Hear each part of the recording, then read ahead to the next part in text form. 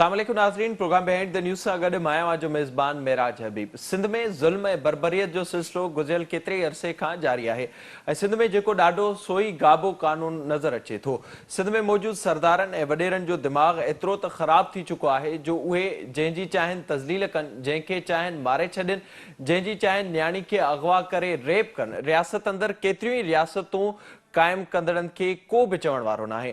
जिन इदारनि खे अवाम जे पैसनि मां अवाम जी हिफ़ाज़त लाइ मुक़ररु कयो वियो आहे, उहो सिधो संओं ज़ालिम जी धुर बणिजी मज़लूमनि लाइ बेहतर अज़ाब जो सबबु बणियल आहिनि। नवाब वली मोहम्मद वारे वाक़िए में वाज़िह तौर ते अंदाज़ो लॻाए सघिजे थो त सिंध किथे बीठल आहे। असां वटि केतिरे ई वक़्त खां कानून जी अमलदारी वाज़िह तौर ते नज़रअंदाज़ थी रही आहे। हीउ जेको मामिलो साम्हूं आयो आहे उन जो सबबु ज़रदारी केटी आहे, जंहिं लाइ ज़मीन न ॾियण तां मज़लूम माण्हुनि ते ॾहाके खां ज़ुल्मनि जो सिलसिलो जारी आहे। अबनि ॾाॾनि जूं ज़मीनूं ॾियण खां इनकार करण ते मज़लूम हारियुनि जो वॾो ॾोह साबित थियो आहे, जंहिं ते 2012 खां बार बार क़यामत बर्पा कई पई वञे। ज़ोरी कब्ज़नि जी कोशिश खां वेंदे कूड़नि केसनि वसीले पुलिस खे ॿधाइण ताईं केतिरा ई ज़ुल्म हिननि मज़लूम हारियुनि ते थी चुका आहिनि ऐं नेठि मज़लूम हारियुनि हैदराबाद बेंच में दरख़्वास्त दाख़िल कराई हुई, जिते अदालत ॿुधनी बाद सिराज लाशारी जी सरबराही में जांच जो हुकुम पिणु ॾिनो हो, जंहिं कमेटी जांच बाद इहो फ़ैसिलो ॾिनो त ज़मीन जा उसूल का वारिस ई ग़रीब हारी आहिनि, जिते इहो इंकिशाफ पिणु साम्हूं आयो त इन्हनि ग़रीब हारियुनि ते सालनि ताईं ज़ुल्म कयो वियो आहे ऐं पुलिस बि मुसलसिल इन मामले में इस्तेमालु थी रही आहे। जंहिं बाद कुझु वक़्त ताईं ख़ामोशी बाद वरी ज़ालिमनि ॻोठनि ते हमला करे ज़मीनुनि ते कब्ज़ो कयो, जंहिं ख़िलाफ़ 2 महीना अॻु मज़लूम ऐं हथे ख़ाली हारियुनि एहतिजाज करे धरणो हयो, जिते डिसंबर जे आख़िरी ॾहाके में सख़्त सर्दीअ में हारी पंहिंजे मासूम ॿारनि ऐं न्याणियुनि सां गॾु 40 कलाकनि खां वधीक रोडनि ते वेठा रहिया ऐं नेठि इंतिज़ामिया आई ऐं मीर मंज़ूर पंवर जी अॻवाणी में फ़ैसिलो करण ते धुरियूं राज़ी थियूं ऐं मीर मंज़ूर पंवर जी सरपंचीअ में फ़ैसिलो करण लाइ धुरियूं पहुतियूं, जिते मीर मंज़ूर पंवर फ़ैसिलो कयो, जिते इहो ॿुधायो वियो त इहे ज़मीनूं फ़िलहाल पुलिस हवाले हूंदियूं ऐं केस जेको रिकॉर्ड आहे ज़मीनुनि जो उहो हासिल करण खां पोइ बाज़ाब्ता तौर ते फ़ैसिलो ॾिनो वेंदो। तेसि ताईं कंहिं धुर वटि बि इख़्तियार न हूंदो त का खणत करे। काल्ह जेको हीउ मामिलो साम्हूं आयो आहे, जॾहिं क़ाबिज़ धुर जा माण्हू फ़सुलु लुण पहुता त भंड बिरादरी जे माण्हुनि खे रोकण जी कोशिश कई ऐं उन दौरान संदन मथनि सिधी फायरिंग कई वई, जंहिंजे नतीजे में पुलिस एहलकार समेत 6 ॼणा मारिजी विया आहिनि, जिन जो ॾोह उहो आहे त हुननि पंहिंजे वॾनि जी ज़मीन ॾियण खां इनकार कयो हो। काल्ह वारे हमले में पुलिस बि वाज़िह तौर ते ज़रदारी धुर सां गॾु हुई ऐं क़तल बाद जिन जा माण्हू मारिया विया आहिनि उन्हनि खे पुलिस इहो चई रही आहे त केस जिन माण्हुनि जा क़तल थिया आहिनि उहे बि उन्हनि जी मर्ज़ी मूजिबि केस दाख़िल न थींदो, बल्कि जीअं पुलिस चाहींदी ऐं जीअं ज़ालिम धुर चाहींदी उन मूजिबि बि केस दाख़िल कयो वेंदो ऐं पंहिंजी मर्ज़ी ते ई नाला दाख़िल कया वेंदा। लाश हिन वक़्तु बि नवाब वली मोहम्मद वटि मौजूदु आहिनि ऐं उते नेशनल हाईवे बंदि थियल आहे, 24 कलाकनि खां मथे लाश उते ई मौजूदु आहिनि। उते कॉन्फ्रेंस पार्टियुनि जा अॻवान बि पहुची चुका आहिनि, जिन जी अॻवानी सैयद ज़ैन शाह, रियाज़ चांडिया समेत केतिरा ई कॉन्फ्रेंस अॻवान हिन वक़्तु करे रहिया आहिनि, पर पुलिस केस दाख़िल करण खां ई इनकार करे छॾियो आहे। जॾहिं त इतला इहे बि आहिनि त जिन जा माण्हू क़तल थिया आहिनि उन्हनि ते वेतर इहो दबाव विधो पियो वञे त हू इन मामले ते जीअं पुलिस चाहे थी उहे ई केस दाख़िल कनि, उन्हनि जे लाइ लालच ऐं दबाव विझण जी जेके कोशिशूं आहिनि उहे बि जारी आहिनि। पाण हिन सॼे मामले बाबति प्रोग्राम में ॻाल्हाईंदासीं। गॾु स्टूडियो में मौजूदु आहिनि सीनियर सहाफ़ी ऐं तजनिगार शकील सुमरो साहब। वॾी महिरबानी शकील अवां जी। ऐं मूंखे धरणे वारे हंध तां जॉइन कयो आहे SUP जा सदर आहिनि सैयद ज़ैन शाह साहब। साईं वॾी महिरबानी अवां जी प्रोग्राम में जॉइन करण जे लाइ। अवां खां मां शुरूआति कंदुसि। ज़ाहिरा जेको ही मामिलो असांखे काल्ह खां नज़र अचे पियो, 24 कलाक गुज़री चुका आहिनि, हिन वक़्त ताईं केस दाख़िल नाहे कयो वियो।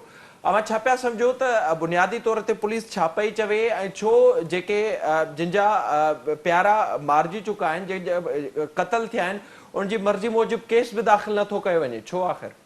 एतिरा खून थिया आहिनि, 15 माण्हुनि खे गोलियूं लॻियूं आहिनि, जिन में 6 ॼणा शहीद थी विया, ॿिया बि क्रिटिकल कंडीशन में अस्पतालुनि में ऐं घरनि में पिया आहिनि। इन जो अहसासु कोन अथनि, पर उहे माण्हू जिन खे फरियादी धुर सम्झे थी त उन्हनि ई असां सां करायो आहे, उन्हनि जो FIR में उन्हनि जी सिलेक्टिव आहिनि, SSP DIG खां वठी SHOs ताईं। हितां जा पॉलिटिशियंस जेके आहिनि MPs जा, सभिनि जो ज़ोर आहे त उन्हनि जिन वॾा नाला आहिनि जेके ज़रदारी माफ़िया जा उन जा नाला FIR में अचनि। उन जे करे कल्ह खां वठी चवनि पिया त जेका माण्हू जवाबदार जेके चवनि FIR उहा दाख़िल करे। हाणे हेॾे कत्लोगार खां पोइ हेॾे ज़ुल्म खां पोइ उहे माण्हू जेके उते 60-70 सालनि खां रहंदड़ आहिनि ऐं पंहिंजूं ज़मीनुनि खे कानूनी वरितल आहिनि उन्हनि खे उते आबाद करे वेठा आहिनि 3 नसलुनि खां वठी। उन्हनि जे ज़मीनुनि ते नाजाइज़ नमूने सां कब्ज़ो कयो। वरी उन्हनि जो फ़ैसिले ते आया त फ़ैसिले में पहिरीं मंज़ूर साहब इहो रखियो त अॼु खां पोइ रेवेन्यू जी संभाल थींदी छो त इहा पोखी हेठि न ज़रदारी घुरींदी न फंड घुरींदी ऐं ॿियो कागज़नि जी जांच थींदी। पर पहिरियों जेको उन शर्त रखियो उहो पहिरें ॾींहं खां वठी अमल में न आयो ऐं उते वधीक घर ठाराए कब्ज़ा कया विया ऐं उन मां को उन इलाइक़े जो माण्हू कोन्हे, यानी मक़ामी काज़ीम जे हिन इलाइक़े जो माण्हू कोन्हे, हुननि जे देन जा माण्हू कोन्हनि, पर ॿियनि तइलकनि मां या ॿियनि ज़िलनि मां माण्हू खणी अची कब्ज़ो मेंटेन कयो। हाणे इन सूरत हाल में कहिड़ो रस्तो? हाणे हू हिकिड़ो त 800 एकड़ ज़मीन कब्ज़ो करे 390 जा हुननि वटि काग़ज़ात आहिनि। ॿ त आसपास जेका ॿी बनी आहे जिते हू कमु करे रहिया हुआ हाणे उन्हनि जो बि फ़सुल लुणंदा ऐं मौजूदा जेका डिस्प्यूटेड लैंड आहे जेका गवर्नमेंट वटि आहे उन जो फ़सुल बि लुणंदा।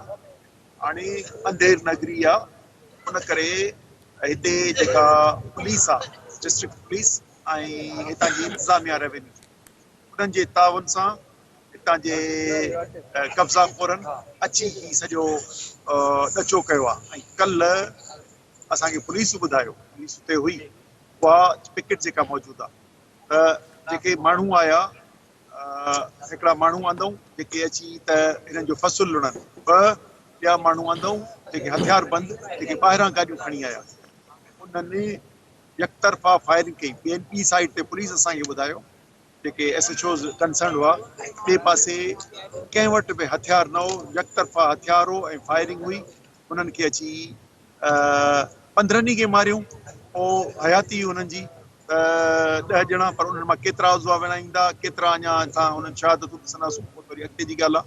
उनजे करे उहो पुलिस वारो जेको उते चौकीअ ते मौजूदु हो उनखे बि शहीद कयऊं ऐं ॿियनि खे बि कयो। कल्ह काज़ीमद में उन्हनि जो पोस्टमार्टम थियो। उन खां पोइ इहा गुज़ारिश कई वई त हाणे FIR दाख़िल करियो, न कई वई। पोइ हिते जा वारिस जेके आहिनि उहे अची हाईवे ते वेठा, असीं बि उन्हनि सां गॾु ॿियनि जमायतुनि सां गॾु अची उन्हनि सां गॾु वेठासीं। 4-5 कलाकनि खां पोइ आया, चऊं त FIR जेका दाख़िल कई वेंदी असां जीअं जो तीअं लिखंदासूं, ॿ जेके उन में मुख हूंदा उन्हनि खे गिरफ़्तार कंदासीं। जेॾीमहिल फरियादी धुर लिखत में FIR पेश करे उन्हनि खे ॾिनी, उन्हनि सां गॾु बि लिखाईंदा विया, इख़्तियार कई, सिलेक्टिव थी विया त ही नाला हुजनि ही न हुजनि।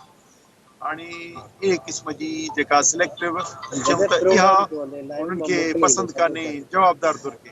हाणे जे जवाबदार धुर खे जे बुनियाद ते FIR दाख़िल थींदियूं पोइ क़त्ल त सिंध जा ऐं मुल्क जा ॿुॾी वेंदा। फरियादी धुर जे नाले ते FIR थींदी आहे, इन्वेस्टिगेशन थींदी आहे, पोइ इन्वेस्टिगेशन में जेके नाला निकिरंदा। पर हिते ॾाढे लटके मथां आहिनि। ॿियो सिंध गवर्नमेंट हिननि जे दर जी लौंडी आहे, नौकर आहे, उनजे करे हू उनजो फ़ाइदो वठंदे चीफ मिनिस्टर, IG ऐं DIGs ॿिया सभु जेके आहिनि से सभिनी जी इहा आहे, DIG उन खां हेठि सभु महिरबानी करे उहे नाला न ॾियो, असांजी नौकरीअ जो सुवालु आहे। हाणे तव्हांजी नौकरीअ जो सुवालु आहे या शाह साहब, असांजे नाज़रीन खे इहो बि ॿुधाइजो शहीदनि जी त मदद जो सुवालु आहे। कहिड़ा नाला आहिनि जंहिं ते ही एतिराज़ थिए पियो या पुलिस उहा दाख़िल करणु न पई चाहे। नंबर 1, ॿ इहो बि ॿुधाइजो त जेको फ़ैसिलो थियो हुयो जनवरी में मीर मंज़ूर पंहिंवर जी सरपंची में, उन जो छा थियो? उन जो नतीजो कहिड़ो निकितो हो जंहिंखां पोइ काल्ह असां बाज़ाब्ता तौर ते खूनरेज़ी ॾिठी आहे? सर उन जो नतीजो आऊं उन ते ॻाल्हाए वियोसि मंज़ूर पंवर जे मीर साहिब जे फ़ैसिले ते। उन ॿ ॾिनियूं ॻाल्हियूं अञा फतवा कान ॾिनी। हिकु ज़मीन जो कब्ज़ो रेवेन्यू ऐं पुलिस जे वटि अची वञे, ॿिन्ही धुरनि खे उन ते न वञनि। ॿ कागज़नि जी जांच पड़ताल कुझु हफ़्तनि में कई वेंदी, 2-3 हफ़्तनि में कई वेंदी। हाणे पहिरीं ॻाल्हि ते सिर्फ़ु अमल न थियो, पर इलाइक़े जे अंदरि रहंदड़ ॿिया माण्हू जेके ॿियूं बिरादरियूं ऐं ॿिया उन्हनि जो अचणु वञणु बंदि, ॿियूं जेके ज़मीनूं पोखियूं पियूं उन्हनि माण्हुनि सां जुटियूं, उन्हनि ते केस, त मौजूदा कब्ज़े खां सवाइ ॿियूं जेके ज़मीनूं आहिनि उन्हनि तां जीअं भॼी जान छॾनि। हाणे अहिड़े क़िस्म जी रविश थी, हू इहे सभु कंप्लेंट्स काज़ी अहमद ऐं मथे ईंदे IG ताईं एप्लीकेशन्स खणी विया, पर हुननि जो को बि तदारुक न थियो। वरी मंसूर साहब खे बि ॿुधायूं, हिननि जो चवणु आहे, ॿुधायूं त साईं असां सां हीअ ज़्यादतियूं थियनि पियूं, पहिरीं ॻाल्हि त तव्हांजी मञी न पिया, कब्ज़ो न पिया ॾियनि, त उन ते जॾहिं को ख़ासि न थियो ऐं मंसूर साहब जी शायदि तबियत ठीकाने मुल्क खां ॿाहिरि विया, पोइ हिते ऋण ॿारे ॾिनो, नतीजतन उहो जेका धुर आहे फंड धुर, उन्हनि चयो त जॾहिं हू शर्तुनि ते नथा मञनि त हाणे असां हिन जी जेका डिस्ट्रिक्ट इंतिज़ामिया आहे इन्हनि जी श्योरिटीज़ ते कोन हलंदासीं, असां कोर्ट जो रस्तो वठंदासीं। उन्हनि कोर्ट में केस दाख़िल कया ऐं पंहिंजे हिरासमेंट जा जेके हुननि सां ज़्यादतियूं थियूं उन्हनि जा ऐं ज़मीनुनि ते दावेदारी जा केस हाणे दाख़िल कया। हाणे इहा वञी सूरत हाल थी त कल्ह जे क़त्लो गारित खां पोइ उहो फ़ैसिलो त ॿुधी वियो, हाणे उहो अमीन वीचारो छा कंदो, उन करे आउं सम्झां पियो त हाणे उन फ़ैसिले जी हींअर सानवी हैसियत आहे, हींअर असां सम्झूं था त हीअ धुरियूं कानून जे भर चढ़ियल आहिनि ऐं कानूनी तरीक़ो इस्तेमालु थिए, FIR दाख़िल थिए, जेके फरियादी चवनि, ॿ उन जा मुख्य जवाबदार गिरफ़्तार थियनि, त इन्हनि जो आहे त पोइ असीं पंहिंजनि लाशनि खे तदफ़ीन कंदासीं। हीअ अमानत आहे जेका असांखे करणी आहे। अफ़सोस थो थिए 1.5 ॾींहुं गुज़री चुको आहे, तक़रीबन 36 कलाक गुज़री चुका आहिनि, अञा ताईं हुननि खे गोलियूं लॻे ऐं ज़िंदगी जो साथ हुननि जे छॾे, ऐं हिते 24 कलाक थी विया आहिनि हिते हिन रोड ते, पर सिर्फ़ु अना ऐं ज़िद हिकु हधु नालनि ते ऐं जेके बासर जिन जे ही सम्झनि पिया त आहिनि उन्हनि ते त असां न दाख़िल कंदासूं। ही कानून खां मथां असीं ॾिसूं पिया रियासत किथे आहे, जेकॾहिं आहे फेडरल गवर्नमेंट किथे आहे, जेकॾहिं आहे लॉ एनफोर्सिंग एजेंसीज़ किथे आहिनि, कोर्ट्स किथे आहिनि, जो ही क़त्ल हेॾो बेईमाना क़त्ल नज़र नथो अचे, असांखे को नज़र नथो अचे।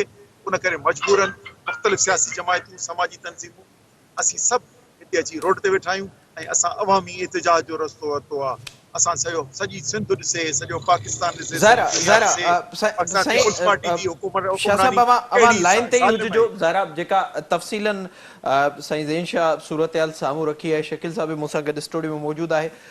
ज़रा जेका ही असां सूरत हाल ॾिठीसीं 2012 में कोशिशि थी, उन खां पोइ कोर्टुनि में मामिलो वियो, सिराज लाशारी पंहिंजी जांच में इहो ॿुधायो त इन्हनि ॻोठाणनि सां ज़ुल्म थियो आहे।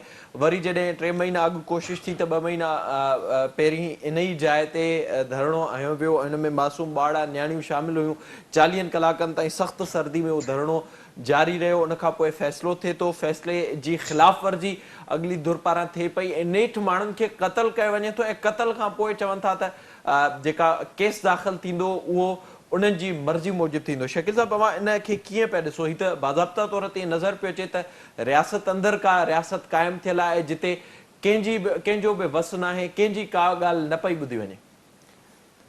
ऐं महराज सिंध जे अंदरि हीउ जेको लाक़ानूनियत जो राज आहे, करप्शन, अकरबा परवरी, ख़राब हुक्मरानी, जेको असां चऊं था त रियासत किथे आहे, मां चवंदुसि त रियासत मर्कज़ इन क़िस्म जो सिंध जे अंदरि जेको माहौल आहे हथ वठी पैदा कयो आहे इंजीनियर्ड इलेक्शन जे ज़रिए। इन क़िस्म जा जेको भोतारको फ्यूडल मेंटेलिटी रखंदड़ माण्हुनि खे इक़्तिदारी जे मसनत ते विहारियो वियो आहे, जेके आम ग़रीब माण्हुनि खे पंहिंजी रैयत सम्झनि था, उन्हनि जे मथां तशदुद, ज़ुल्म, जबर, वहशत, दादागिरी ऐं बदमाशी जे ज़रिए उन्हनि खां उन्हनि जा वसीला फुरण जी कोशिशि कनि था। हिकिड़े पासे जेको इंडिविजुअल माण्हू आहे जंहिंजी 60-70 सालनि खां ज़मीन आहे, उन वटि काग़ज़ आहिनि ऐं उहो कानून जेको आहे उहो कानून वञी सरेंडर करे थो उन भोतार वटि, उन वॾेरे वटि जेको इक़्तिदार जी मसनत ते वेठल आहे। ऐं पीपुल्स पार्टी जेका 14 सालनि खां असां माज़ी जो जेकॾहिं उनखे हिसाब किताब हिकिड़े पासे रखी करे रुगो 14 सालनि जो हिसाब वठूं त 14 सालनि जे अंदरि सिंध जो जेको 21वीं सदी में कहिड़ो असांजे साम्हूं नक्शो अची बीहे थो, जंहिंमें केतिरियूं ई निमरताऊं, परवीन, नायला रिंद, सतन कुमार, नौशीन काज़मी ऐं अहिड़े क़िस्म जा केतिरा ई वाक़िया जेके आहिनि असांजे साम्हूं थियनि था। नओंकोट जो वाक़ियो, हीउ नवाब वली मोहम्मद में खुलियल दहशतगर्दी आहे, दादागिरी आहे, बदमाशी आहे ऐं उन खां बाद में 24 कलाक गुज़री चुका आहिनि पर FIR दाख़िल नथी थिए ऐं चयो पियो वञे त कातिलनि जी मर्ज़ी सां FIR दाख़िल थींदी। रियासत जो जेको सुवाल आहे, साईं ज़ैन शाह चयो त रियासत किथे आहे, मां रुॻो उन में एतिरो चवंदुसि त जेका रियासत आहे उहो इन क़िस्म जे निज़ाम खे सपोर्ट करे थी पई। लॉ एंड फोर्स जूं जेके एजेंसीज़ आहिनि उहे, इहो मां सुवाल कोन कंदुसि किथे आहे, पर खुलियल ॻाल्हि कंदुसि त हिन क़िस्म जो जेको निज़ाम आहे स्टेट विद इन स्टेट, उहे उन्हनि अहिड़े क़िस्म जो माहौल पैदा कयो आहे। हर भेरे इलेक्शन में अहिड़े क़िस्म जा माण्हू उहे वठी अचनि था जेके सिंध जे अंदरि जेको आहे उहे जेका कानूनियत बर्पा उन्हनि कई आहे करप्शन जे ज़रिए, अकरबा परवरी जे ज़रिए, 21वीं सदी जे अंदरि बि जेका आहिनि असां वरी कानून जेको आहे असांखे नज़र नथो अचे, वरी बि असां राजूड़ियुनि जर्गनि जो सहारो वठूं था ऐं उहो राजूड़ियुनि जर्गनि में कंहिंजो इन्फ्लुएंस अचे थो पियो, हले थो पियो। SSP कंहिंजो वेठल आहे, मुख़्तियार कर कंहिंजो वेठल आहे, SHOs कंहिंजो वेठल आहे। उहे सिंध जे माण्हुनि सां जेका ज़्यादती कनि था, ही जेके वाइस चांसलर आहिनि 2-2.5 करोड़ रुपया वठी करे रिश्वत ते जॾहिं वाइस चांसलरनि जूं मुक़ररियूं तव्हां कयो था पिया, त उते जेके PhD होल्डर आहिनि उहे PhD होल्डर जेके आहिनि अहिड़े क़िस्म जो माहौल पैदा कयो वियो आहे, उहे रिसर्च वर्क कोन था कनि, उहे पंहिंजी जेका ड्यूटी कोन था कनि। उन्हनि जी बि कोशिशि आहे त असां कंहिं ट्रांसपोर्ट जे खाते में वञी करे फुरलुट कयूं, त हीउ जेको पोइ ड्राओ क्लास पैदा कयो वियो आहे उनमें मां सम्झां थो त मर्कज़ जेका रियासत जे अंदरि जन वटि इन्फ्लुएंस आहे, पावर आहे, उहे इनखे हथी ॾियनि था। इहो सिलसिलो मां सम्झां थो हाणे ख़तमु करणो पवंदो। सिंध जे माण्हुनि जेको आहे ही अवामी रद्देमल ज़ाहिर कयो आहे। मां शाबस ॾींदुसि सैयद ज़ैन शाह ऐं ॿियूं जेके पॉलिटिकल फोर्सिस आहिनि, ख़ासि तौर ते नेशनलिस्ट तंज़ीमूं आहिनि जेके हिन वक़्तु धरणे में वेठल आहिनि। राति जो जेको आहे उहे हिते खुलियल आसमान हेठि उहे वेठल हुया, उहे ज़ालिम बदिरां मक़तूलनि सां गॾु वेठल आहिनि, मज़लूमनि सां गॾु वेठल आहिनि ऐं सॼी सिंध खे मां सम्झां थो हीउ मौक़ो आहे त उहे यूनाइट थी करे सुजाण धुरियूं, समूरियूं पॉलिटिकल धुरियूं, सिविल सोसाइटी, उन्हनि खे हिते नवाब वली मोहम्मद में पहुचणु खपे, मज़लूमनि जो साथ ॾियणु खपे।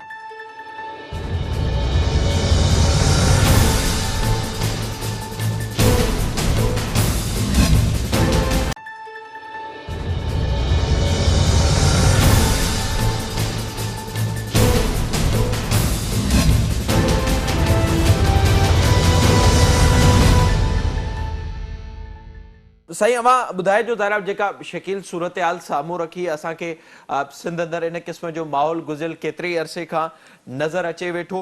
हिन वक़्तु जेका उतां जी सूरत हाल आहे, मजबूरी तौर ते नाज़रीन खे इहो बि आगाह कजो त जेका कोशिशि थिए पई कंहिं तरीक़े सां त इन मामले खे लय मिटी कयो वञे या दबाव विझण जी का हिन वक़्तु कोशिशि थिए पई? सर, दबाव जूं कोशिशूं थियूं। हाणे पहिरीं असां ते जेके पॉलिटिकल पार्टीज़ आहियूं, जेके असांजी सिंध एक्शन कमेटी, उन खां सवाइ ॿियूं सियासी जमायतूं PMLF, PMLN, PTI, JUI, मुतहदा मजलिस अमल, खोड़ सियासी तंज़ीमूं आहिनि, उहे सभु हिते हर क़िस्म जी जमायतूं जेके सवाइ Pakistan peoples party Zardari group जे, बाक़ी सभु असां सां गॾु आहिनि ऐं उनजे करे पहिरीं असां ते इन्फ्लुएंस कयो, उन्हनि दोस्तनि ते अप्रोच कयूं, पोइ ऑफिसर शाही अप्रोच कयो, पोइ हाणे उहे हिते मोतबर जिन खे मिलण जो टाइम न आहे, कंहिं MPMN खे कोन ॾींदा आहिनि, उहे हींअर कचे जे बंडनि जे ॻोठनि ते वञी पहुता आहिनि, उन ते मिनतुनि जी ट्रक आहे। उहे MPMN जेके हिते नथा अचनि, हिते हिननि सां माण्हू उन्हनि जे लाशनि ते नथा अचनि, हिननि सां को ॿ लफ़्ज़ हमदर्दी जा करणु नथा अचनि, उहे नाला कढाइण लाइ मिनतूं ऐं लालचूं ॾियण उन्हनि माण्हुनि जे ॻोठनि में पहुता आहिनि, उन्हनि ताईं पहुता आहिनि त असां तव्हां सां को न को माना उन्हनि खे को सब्सबाग ॾेखारियूं था। हाणे उन्हनि जे मूंखे ख़बर कोन्हे त छा थींदो, पर उहे नियाणियूं, उहे उन्हनि जा घर वारा, उहे यतीम ॿार जेके जिन अञा पंहिंजे लाशनि खे पूरण लाइ FIR लाइ अञा पिया परेशान थियनि, उहे उन्हनि मां खे लालचूं ॾेई चवनि पिया त इहो ही चूंड नाला न ॾियो त असीं जेको तव्हांखे ही बरातूं ॾींदासीं। हाणे उन्हनि ते मिनतूं लॻी पियूं आहिनि जिन खे MPMN खे बि मिलण जो चांस कोन हूंदो आहे, उन्हनि जूं मिनतूं आहिनि उन्हनि ग़रीब कचे जे आरनि ते। उन करे वक़्तु मटिजे पियो ऐं सम्झां पियो त ही जेका मुआशिरे में रेज़िस्टेंस पावर वधे पियो, शकील तमामु सुठी तजियो ॿुधायो, इहा सॼी करप्शन ऐं मौक़े पर सियासतदान ऐं बेमान कामोरनि जी गॾियल हिकिड़ी फार्मूले तहत ते ही तबाही सिंध में आई आहे, पर हींअर नई जनरेशन में रेज़िस्टेंस अचे पियो। ही कचे जा माण्हू बि रेज़िस्टेंस ते आया आहिनि ऐं सॼी सिंध जो शऊर उन जे तरफ़ राग़िब थिए थो ऐं मामला कंहिं हद ताईं निबरनि था या दबाव पैदा थिए थो। उन करे हिन आउं सम्झां पियो हीअ ज़रूरत जो मिसाल थींदो ऐं ज़रूरी आहे त अहिड़े क़िस्म जे जिन माण्हुनि खे हू कीड़ो मकोड़ो सम्झनि था, कुझु सम्झनि ई नथा त ही कचे जा माण्हू ऐं छा आहिनि, उन्हनि माण्हुनि जी अहमियत वधे थी। उहे जॾहिं इंसाफ़ लाइ रेज़िस्टेंस कंदा त बाक़ी मुआशिरे में उत्साह जो पिंडो। उन करे असांजी ख़्वाहिश आहे अहिड़ा जेके ज़ुल्म आहिनि उन में ज़ालिम सज़ा हेठि अचे, कोर्टुनि हेठि अचे ऐं हुननि खे मिसाली सज़ाऊं मिलनि, हुननि जूं मिल्कियतूं नीलाम थियनि, ही कब्ज़ा खोरी रुझान ख़तमु थिए त माण्हुनि में जेका नाउमीदी आहे, कुझु कोन थींदो। बेईमान ऐं ताक़तवर हिते इलेक्शन बि खटींदो ऐं हुकुमरानी बि कंदो ऐं असां सां ज़्यादती बि कंदो ऐं असांखे पिन जा पैसा ॾींदो। इन मोहताजीअ वारे माहौल मां निकिरनि ऐं पंहिंजे पेरनि ते बीहण ऐं पंहिंजे इंसाफ़ लाइ जुरत करण जो जेको रुझान आयो आहे, असां इन में ॿांह ॿेली आहियूं। असां पुरम सियासत उनजी मदद, कानूनी मदद में कंहिं हद ताईं वेंदासीं। ठीकु आहे, वॾी वॾी महिरबानी अवां जी सैयद ज़ैन शाह साहब प्रोग्राम में वक़्तु ॾियण जे लाइ। शकील साहब अवां ॿुधाइजो ज़रा जेका ज़ैन शाह साहब ज़िक्र कयो जहिड़े तरीक़े सां हिन वक़्तु जेके मज़लूम ॻोठाणा आहिनि उहे एहतिजाज कनि पिया, उन्हनि रेज़िस्ट कयो आहे, उन्हनि खे लालचूं बि ॾिनियूं वयूं, उन्हनि ते पुलिस जो दबाव बि विधो वियो, उन्हनि ते कूड़ा केस बि दाख़िल कया विया, पर उन्हनि आख़िर ताईं इहो पंहिंजूं ज़मीनुनि तां हथु न खणण जो फ़ैसिलो कयो ऐं नेठि काल्ह असां ॾिठोसीं त अफ़सोसनाक वाक़ियो साम्हूं आयो। हिन में 5 ॼणा इन्हनि 5 ॻोठाणा शहीद थी चुका आहिनि। अवां कीअं पिया ॾिसो ज़ाहिर जेको रद्द अमल हिन वक़्तु साम्हूं अचे पियो ऐं छा इन रद्द अमल जो को बि अहसासु उन ताक़तवर धुर खे न आहे जेका हिते हुकूमत करे पई, या ज़ाहिर जेको हीउ ज़िलो अॻूणे सदर आसिफ अली ज़रदारी जो ज़िलो आहे उन्हनि खे इन्हनि सभिनी शयुनि जो को बि अहसासु न आहे? महराज जीअं साईं ज़ैन शाह ॻाल्हि कई त हिकिड़ा पॉज़िटिव इंडिकेटर आहिनि त माण्हू जेके आहिनि ज़ुल्म जे ख़िलाफ़ु, इस्तबदाद जे ख़िलाफ़ु, नाइंसाफ़ियुनि जे ख़िलाफ़ु उहे पंहिंजो रिएक्शन ज़ाहिर कनि था। जेतोणीकि सिंध में पीपल्स पार्टी जी गवर्नमेंट आहे ऐं वरी जेकॾहिं असां नवाबशाह में ॾिसूं त उते आसिफ ज़रदारी जो जेको आहे होम डिस्ट्रिक्ट आहे। नवाब वली मोहम्मद में ज़मीन ते जेको कब्ज़ो आहे उहो ख़ुदि ज़रदारियुनि जो आहे। उन जे बावजूदि हेतिरे जेके SSP उन्हनि जा आहिनि, डिप्टी कमिश्नर, मुख़्तियारकार, सॼी हुकूमती जेका मशीनरी आहे उहो ज़ालिम सां गॾु बीठी आहे।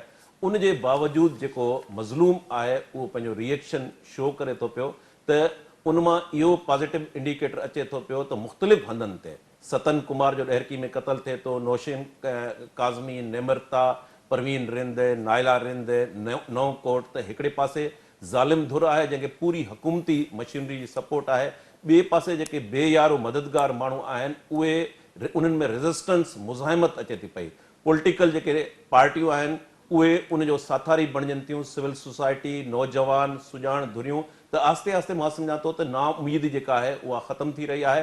रुगो एतिरो करिणो आहे त जेके नंढियूं नंढियूं कामयाबियूं आहिनि इन्हनि खे असांखे तसलसल ॾियणो आहे। पॉलिटिकल पार्टियूं जेके आहिनि उहे इन्हनि अहम इश्यूज़ ते पाण में यूनिटी पैदा कनि, छाकाणि त सिंध जेका आहे उहा हिन वक़्तु चइनी पासनि खां घेरे में आहे। सिंध जे अंदरि हथु वठी अहिड़ो माहौल पैदा कयो वियो आहे त हिकिड़े मुख़्तलिफ़ ज़िलनि में मुख़्तलिफ़ जेके आहिनि उहे ज़ुल्म नाइंसाफ़ियुनि जा जेके आहिनि उहे इंसीडेंट कराया वञनि। ॿिए पासे हू लोकल गवर्नमेंट जेको आहे उन जे ज़रिए सिंध जो जेको हक़े हाकमियत वारो हक़ु आहे उहो पुरणु घुरनि था, ऐं टे पासे हू जेका वक़्त खां अॻु आदमशुमारी कराए करे सिंध जी डेमोग्राफी तब्दील करणु घुरनि था। त हाणे मुख़्तलिफ़ महाज़नि ते मां सम्झां थो इहो पॉज़िटिव इंडिकेटर आहे। नवाब वली मोहम्मद में जेको रिएक्शन अवामी जेको सॼी सिंध मां रद्द अमल आयो आहे उन रद्द अमल खां पोइ मां सम्झां थो रियासत खे, हुक्मराननि खे ऐं ख़ुदि जेको पीपल्स पार्टी जी हुकूमत आहे उन हुकूमत खे सम्झणु खपे त स्टेट विद इन स्टेट जेको ही कार्रवायूं आहिनि उहे कंहिं बि सूरत में माण्हू बर्दाश्त कोन कंदा। इन करे हुकुमरान जेको इक़्तिदारी मसनद ते वेठल आहे ऐं उनजो होश विञाइजी वञे थो पियो, हू फिल्मस्त हुजे थो पियो ऐं उन में जेको दहशत ऐं वहशत आहे उहो उनजी सपोर्ट करे थो ऐं आवाम खे उनजी नज़र न हूंदी आहे ऐं उन्हनि जे चौधारी जेको चापलूसी ख़ुशामदी टोलो आहे उन्हनि खे ग़लति जेको आहे उहे एडवाइज़ कंदा आहिनि। त उन में ईअं थी सघे थो सिंध जी हिस्ट्री दुनिया जी हिस्ट्री में आहे त इक़्तिदारी मसनद ते वेठल माण्हुनि खे जॾहिं ख़बर नथी पए ऐं पोइ जॾहिं अवामी रिएक्शन अचे थो त उन्हनि जे पेरनि जे हेठां ज़मीन ज़ाहिर आहे, निकिरी जेका- वञे थी जेका सूरत-हाल ऐं ईंदड़ असांखे- वक़्त में टेवीहनि में बैलेट जे ज़रिए पीपल्स पार्टी खे इहो सम्झणु खपे त माण्हुनि में वॾी कावड़ आहे तव्हां हेठि सिंध जो हालत कहिड़ी करे छॾी आहे सिंध जे ज़ाहिर आहे, अंदरि जेका उन उन जो असर पइजी सघे थो ऐं ज़ाहिर आहे जेको ही रद्द अमल आहे उहो असांखे उन शइ जो इशारो वाज़ तौर ते ॾेई रहियो आहे। पाण प्रोग्राम में वधीक ज़िक्र कंदासीं। शकील सुमरो साहिबु असां सां गॾु मौजूदु आहे ऐं ब्रेक खां पोइ रियाज़ चांडियो साहिबु बि असांखे जॉइन कंदा धरणे वारे हंध तां। हिते वक़्तु ब्रेक जो असां सां गॾु रहिजो।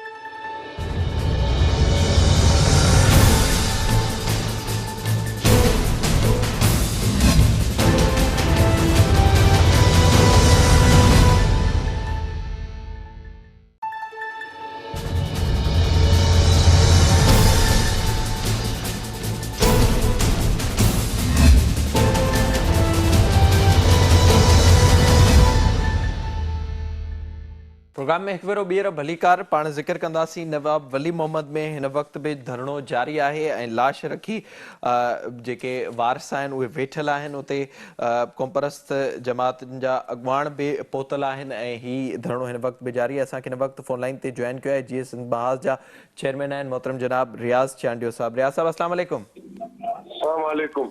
रियाज़ साहिबु ॿुधाइजो ज़ाहिरा जेको ही अफ़सोसनाक वाक़ियो पेश आयो आहे काल्ह ऐं काल्ह खां वठी जेके वारस आहिनि उन्हनि जो सिर्फ़ु इहो मुतालबो आहे त हुननि जी मर्ज़ी मूजिबि केस त दाख़िल कयो वञे। उन खां पोइ अगरि इन्वेस्टिगेशन थींदी पुलिस खे लॻे थो त भले उहे नाला कढी छॾनि। छा पिया सम्झो हीउ जेको जबुर हीउ जेको ॾाढ असांखे हिन वक़्तु सिंध अंदरि नज़र अचे पियो इन जो बुनियादी तौर ते कारण कहिड़ो आहे? ॾिसो न, बुनियादी कारण इहो आहे त 15 सालनि खां सिंध जे मथां मुसलित आहे हिकिड़ी जमायत जंहिं बेड गवर्नेंस, लाक़ानूनियत ऐं करप्शन को अहिड़ो मामिलो ॿुधायो बुनियादी इंसानी हक़ उन्हनि सभिनी जी पायमाली करे थी। कराचीअ में लखे एकड़ ज़मीनुनि ते कब्ज़ो थियो। ॻोठ कब्रिस्तान तव्हां उते राथा बहरिया टाउन DH जे हवाले कयव। उते बि सिंध जे माण्हुनि जो रद्द अमल आयो ऐं तव्हां पुलिस जी उते वहशत ॾिठी।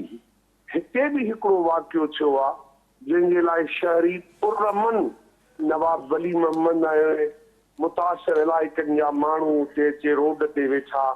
उन्हनि जी 1 महीनो बुख हड़ताल हली। पोइ माण्हुनि नेशनल हाईवे बंदि कयो।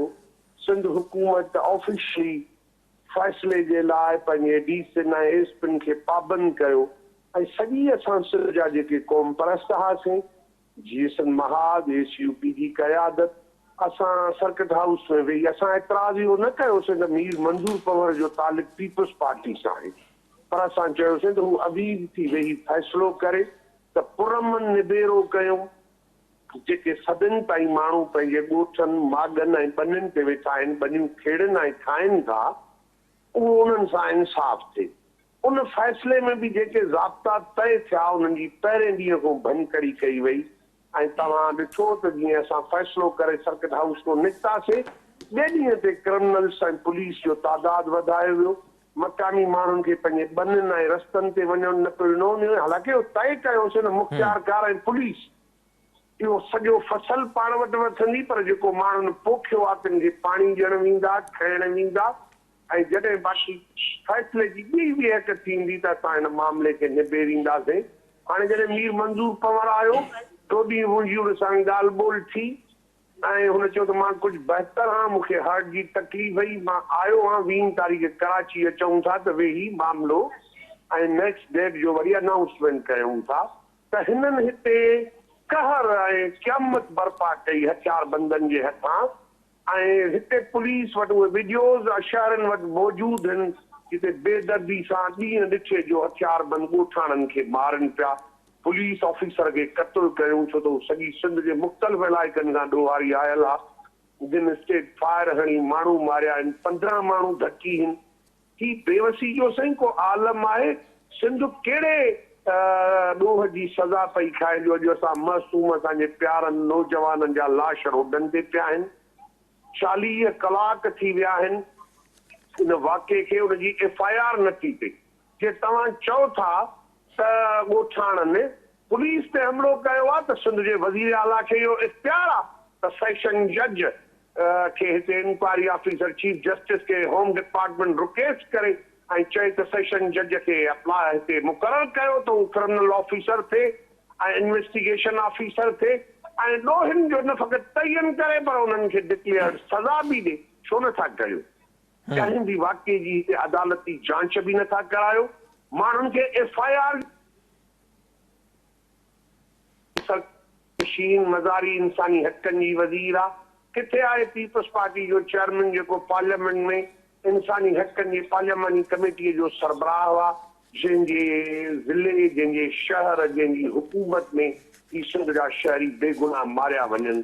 ही बर्बरियत आहे, ही बर्बरियत ऐं नाहक ऐं क़यामत आहे। सिंध में का बि जमहूरियत रोशनी कोन्हे, ऊंदाहीअ में सिंध खे धिकनि पिया।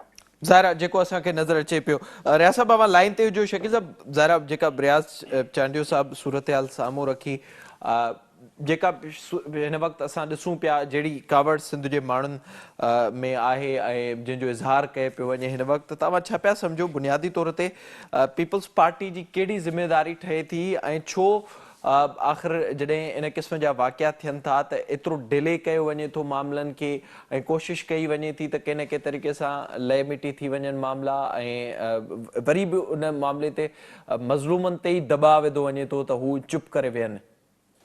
पीपल्स पार्टी उन्हनि क़ुवतुनि जी डार्लिंग पार्टी आहे जेके सिंध जे वसीलनि जी फुरलुट, धारी आबादकारी, कोयलो, मिनरल्स, सिंध जी बंदर बांट कनि था। ज़मीनुनि जी जितां हिते स्टेटिक्स खणंदव त ज़मीनुनि सां लखें एकड़ जेका ज़मीन आहे उहा सुपर हाईवे जा ॿई पासा, ही सॼो कोस्टल बेल्ट, थर, कोहिस्तान, नवाबशाह, सिंध जे हर ज़िले मां जेका ज़मीनुनि जी इलीगल बंदर बांट थी आहे, बहरिया खां वठी DHA ताईं, उहे क़ुवतुनि चाहिनि थियूं त सिंध जे अंदरि लाक़ानूनियत, करप्शन, अकरबा परवरी जो राज हुजे ऐं उहे इंट्रेस्ट सर्व करे थी 14-15 सालनि खां। जेका पीपल्स पार्टी जी हुकूमत आहे, जेका डार्लिंग पार्टी आहे, उहा हिते सिंध जे अंदरि कानून जी जेका हुक्मरानी आहे उहा कानून जी हुक्मरानी नथी चाहे ऐं उहा चाहे थी त सिंध जे अंदरि जेको आहे जेका हुन डील कई आहे, कुझु मां जीअं पहिरें चयुमि त वसीलनि जी फुरलुट में पीपल्स पार्टी कंहिं बि क़िस्म जी का मुदाख़लत न कंदी, बल्कि सहूलियतकार वारो किरदारु अदा कंदी।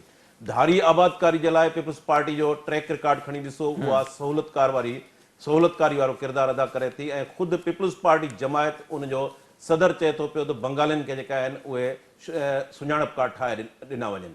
ही लोकल गवर्नमेंट जो जेको तकरारी कारो कानून आहे उनमें पीपल्स पार्टी सहूलियतकारी वारो किरदारु अदा करे पई।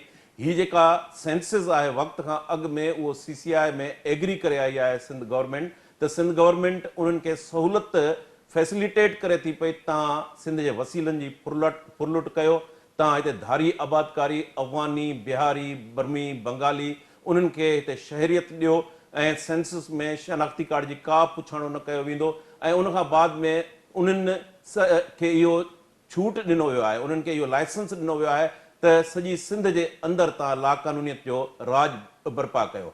हीअ जेका लाक़ानूनियत आहे उन्हनि में हुननि खे लाइसेंस उन मर्कज़ खां मिलियल आहे, उहो इस्लामाबाद खां मिलियल आहे त तव्हांखे जीअं वणे तव्हां तीअं कयो ऐं उनजो नतीजो पोइ छा थो निकिरे? उनजो नतीजो नवाब वली मोहम्मद जी वहशत ऐं दहशतगर्दी जे नतीजे में निकिरे थो। उनजो नतीजो निमरता, नौशीन ऐं इन क़िस्म जूं जेके असांजूं न्याणियूं आहिनि उन्हनि जे क़त्लनि जी सूरत में निकिरे थो पियो। उनजो नतीजो नौकोट जा वाक़िया जेके थियनि था पिया उन जे नतीजे में निकिरे थो।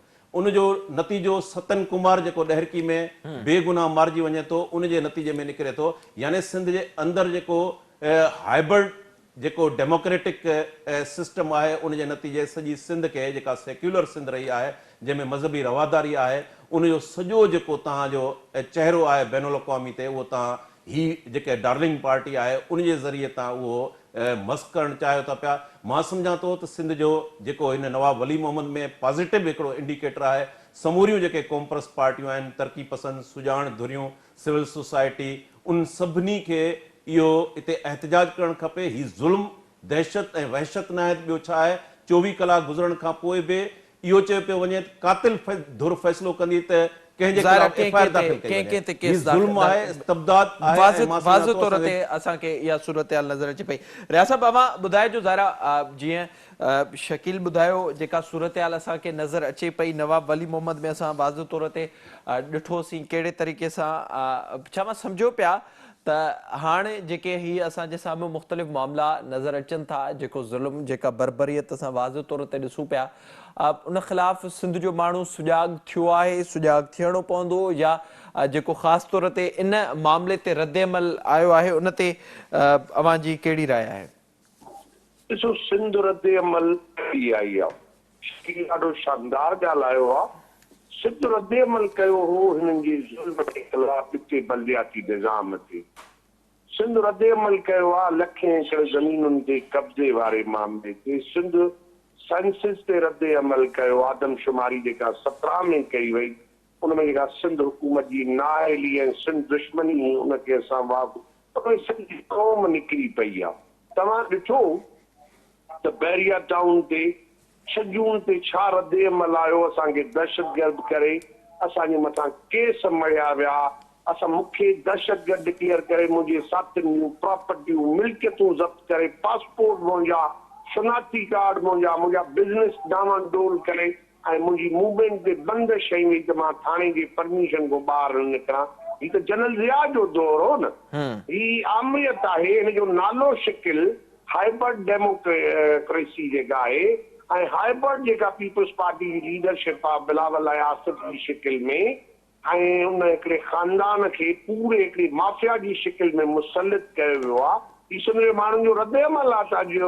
तव्हां ॾिठो आहे त 40 कलाकनि जो ही वाक़ियो थियो आहे ऐं सिंध सॼी जो मेन शहर बंदि आहे, माण्हू रद्द अमल में निकिरी आया आहिनि पाण मुरादो, ऐं असांजी नॉन वायलेंस पीसफुल मूवमेंट आहे त कंहिं गाॾीअ खे 40 कलाकनि में को पथर न लॻो आहे। ही शरपसंद पाण हमला कराईंदा आहिनि, असां पुरअमन आहियूं ऐं सॾु ॾिनो अथऊं सिंधी क़ौम खे त सुभाणे पुरअमन एहतजाज कयो ऐं ॿिए शटर बंदि हड़ताल कयो। ऐं ही ज़ुल्म आहे त एफआईआर बि जवाबदारनि जे फरमाइश सां, को अदालत, को कानून, को इंसाफ़ आहे। बिल्कुलु इस्लामाबाद इमरान ख़ान ऐं आसिफ ज़रदारी जो जेको ही कोलेबोरेशन आहे उहो एतिरो भयानक आहे जो हिकु तरफ़ इहा हालत आहे त पुलिस सॼी सिंध में पुलिस जी सरपरस्ती में मनुष्यात हले थी। आइस गुटके में असांजा नौजवान, असांजा तालीमी इदारा, असांजा घिटियूं, पाड़ा, ॻोठ सरेआम नशो हले पियो। सरेआम मनुष्या जे विकिरे खां पोइ पुलिस धंधो करे थी, उनमें ही ॾोही तव्हां बलदियाती इदारा तबाह किया, इरिगेशन तबाह कई, सिंधी एग्रीकल्चर तां तबाह कई, रोड रस्ता, स्ट्रक्चर, एजुकेशन, हेल्थ सभु कुझु ख़तम आहे। पर हाणे जेके माण्हू पंहिंजे ॻोठनि में बनियूं खेड़नि था, मनहनि में रहनि था, उन्हनि खे मनहनि में रहण जो ज़िंदा हक़ कोन्हे। उन्हनि खे ज़िंदगी गुज़ारण जो पंहिंजे घरनि में, जिनखे रियासत सरकार का सहूलियत फैसिलिटीज़ त न ॾिनी आहे, ऐं उनखे रोशनी जे सफ़र ते त सिंधी क़ौम खे न वठी हली आहे। अॼु जॾहिं पाण ॻाल्हायूं था सिंध टीवी जे हिन प्रोग्राम में त सिंध उहो पाकिस्तान जे अंदरि हिन फेडरेशन में हिसो आहे जिते ग़िज़ाई किल्लत आहे ऐं खुराक जी कमी में मिठी जे अस्पतालुनि खां नगर पार्कर ऐं छाछरे जी अस्पतालुनि खां कराची खां कश्मीर ताईं ग़िज़ाई किल्लत में ॿार औरतूं मरनि था। पर बुख जे करे ख़ानदाननि जा ख़ानदान ख़ुदकशियूं कनि था। हिकु तरफ़ बुख आहे असांजे लाइ, हिकु तरफ़ हथरादू तौर ते असांजी तरक़ी ते बंदिश आहे। हाणे असांजा ॻोठ शहर असां न ख़ाली पिया करायूं, अहिड़ो को नाहक का बर्बरियत फेडरेशन जे अंदरि जन वटि आहे, कंहिंखे तव्हां ॾियूं। अदालतुनि में तव्हां रोज़मर्रा ह्यूमन राइट्स ऐं बेसिक जेका कॉन्स्टिट्यूशनल राइट्स जे लाइ माण्हू रोज़ हाई कोर्ट में पिटीशन हणनि पिया, सेशन जजनि वटि बि चाहे एफआईआर थिए थी कोर्ट जे तरफ़ों, ॾोहारनि खे पुलिस पकड़े नथी। सिंध में एक्स्ट्रा जुडिशियल किलिंग जे ज़रिए एसपी दादू जंहिंखे वणेसि मारे छॾे, एसपी नवाब शाह जंहिंखे वणेसि मारे छॾे, ऐं सॼी सिंध में एसपी मुक़रर आहिनि जेके ज़ाहिर आहे उहो असां ॾिसूं था कहिड़े तरीक़े सां सियासी दबाव इन्हनि मामलनि ते अचे थो। शकील क्विकली ज़ाहिर आहे प्रोग्राम जो वक़्तु पंहिंजी पुॼाणी ते पहुचण वारो आहे। इन मामले ते ज़रा जेको हिन वक़्त ताईं असां ॾिसूं पिया 24 कलाकनि खां मथे जो वक़्तु गुज़री चुको आहे, लाशूं ते मौजूदु आहिनि ऐं उन्हनि लाशनि ते सॼी सिंध जे माण्हुनि पारां रद्देमल ॾिनो वियो आहे। बिलावल साहब हिकिड़ो नोटिस वरितो आहे ऐं एतिरी न पई थिए पीपल्स पार्टी जे के उतां जे चूंडियल नुमाइंदे खां के MP खां के MNA खां त उन्हनि वटि वञे ॻाल्हियुनि लाइ या उन्हनि सां ॻाल्हियूं करे, जीअं साईं ज़ैन शाह ॿुधायो त दॿाउ उन्हनि माण्हुनि ते विधो पियो वञे त तव्हां मुड़ी वञो पोइ बि। ज़ारा उहा कोशिश बि हिन वक़्तु थींदी। अव्हां कीअं पिया ॾिसो त इन मामले ते पीपल्स पार्टी इन शइ खे जेतिरो आसानी सां वठे पई, इहो केतिरो ख़तरनाक पीपल्स पार्टी जे लाइ बि थी सघे थो? बिलावल भुट्टो पीपल्स पार्टी जे चेयरमैन नोटिस वरितो आहे, पर मां चवंदुसि जेको इक़्तिदार जो नशो आहे, हवस आहे ऐं उन में माण्हू जेको अंधो थी वञे थो, उनखे जेको पब्लिक अवामी एहतजाज आहे, अवामी जेको पावर आहे, उन पावर खे सम्झणु घुरिजे। पीपल्स पार्टी जेकॾहिं उनखे हिस्ट्री जी ख़बर आहे, दुनिया जी वर्ल्ड हिस्ट्री जी मां ॻाल्हि कंदुसि, त पोइ इक़्तिदारी मसनद ते वेठल भली उहे मोहरे तौरु इस्तेमालु थियनि। मां जीअं चयुमि त डार्लिंग पार्टी ॿियनि जे इंट्रेस्ट जे लाइ हिते सहूलियतकारी वारो जेकॾहिं केर बि किरदारु अदा करे थो, उहो पीपल्स पार्टी हुजे, GDA हुजे, माज़ी में जेको आहे अहिड़े क़िस्म जा जन बि किरदार अदा कया आहिनि। उन्हनि खे पब्लिक जो जेको पावर आहे, पब्लिक जे एहतजाज खे कंहिं बि सूरत में अंडर एस्टिमेट न करणु खपे। हीउ जेको नवाब वली मोहम्मद वारो वाक़ियो आहे, इहो सिंध जे अंदरि टर्निंग पॉइंट बि थी सघे थो। या ही नौशीन काज़मी, निमरता, सतन कुमार, नौकोट जो वाक़ियो थिए थो पियो, खोड़ सारा अहिड़ा वाक़िया थियनि था पिया। उन वाक़ियनि खे कंहिं बि सूरत में पीपल्स पार्टी या जेके असल हुक्मरान धुर आहे उहो अंडर एस्टिमेट न करणु खपे, छाकाणि इहो सिंध फेडरेटिंग यूनिट आहे जंहिं 43 में हिन पाकिस्तान जे लाइ रेज़ोल्यूशन पास कयो। उनखे तव्हां इन तरीक़े सां जेकॾहिं सज़ा ॾींदव त ज़ाहिर आहे इहो ख़ुदि फेडरेशन जे लाइ बि नुक़सानकार थींदो। त मां सम्झां थो पियो त सिंध जे अंदरि जेका ही माण्हुनि में कावड़ जी लहर आहे, तव्हां जेके हथे ख़ाली माण्हू आहिनि, उन हथे ख़ाली माण्हुनि खे हुकूमती मशीनरी खे गैर क़ानूनी तौर ते इस्तेमालु करे करे उन्हनि खे बुलेट जे ज़रिए उन्हनि खे लाश ॾियो था ऐं उन खां बाद में उन्हनि खे चओ था त हाणे FIR जो फ़ैसिलो बि जेको आहे ज़ालिम धुर कंदी। त ही अहिड़े क़िस्म जो जेको वहशत आहे, दहशत आहे, बर्बरियत ख़िलाफ़ आहे, उहो बर्बरियत जो दौर जेको आहे पीपल्स पार्टी चए थी त माण्हू जेको आहे उन ते रिएक्शन न कंदा, इहा पीपल्स पार्टी जी ग़लति सोच आहे। हुक्मराननि जी जेको पीपल्स पार्टी खे इस्तेमालु करे थी, उन्हनि जी बि ग़लति सोच आहे। रुगो मां हिकिड़ो चवंदुसि त हिन वक़्तु जेको अवामी रद अमल आहे, उनमें सुञाण धुरियुनि खे, पॉलिटिकल जेके बि फोर्सिस आहिनि, नेशनल फोर्सिस आहिनि, उन्हनि खे यूनाइट थियणो पवंदो। ही कोशिशि कंदा त कंहिं तरीक़े सां को सोलो फ्लाइट करे वरी इन्हनि खे विढ़ाइजे पाण में, ऐं जेका धुर आहे, मुदई आहिनि जेका आहे, जन सां ज़ुल्म नाहक थियो आहे, उन्हनि खे कोशिशि कंदा त कंहिं तरीक़े सां प्रेशर विझिजे, उन्हनि में फियर उन्हनि ते जेको आहे दबाव विझिजे। जीअं नाज़िम जोके वारे केस में थियो आहे, त उन में मां सम्झां थो पॉलिटिकल फोर्सिस खे पाण में गॾिजी करे उन्हनि साज़िशुनि खे नाकाम वॾी महिरबानी करणो पवंदो। अवां जी शकील सुमरो साहब, थैंक यू सो मच, वॾी महिरबानी। रियाज़ चांडियो साहब बि असां सां गॾु मौजूदु हुआ। ज़ाहिरा जेका बि सूरत हाल असांखे हिन वक़्तु सिंध अंदरि नज़र अचे थी, उन में बाज़ू तौर ते पीपल्स पार्टी जो जेको चहिरो आहे उहो साम्हूं आहे। उन सां यकीनी तौर ते सॼी सिंध में कावड़ वारी लहर छाइल आहे। पीपल्स पार्टी खे बि इहो सोचणु घुरिजे त केसि ताईं इहो ज़ुल्म, जबर, बर्बरियत सिंध अंदरि क़ाइमु रहंदी। इन प्रोग्राम पंहिंजे मेज़बान मेरा जो बि ॾींदा इजाज़त। तलब आहे।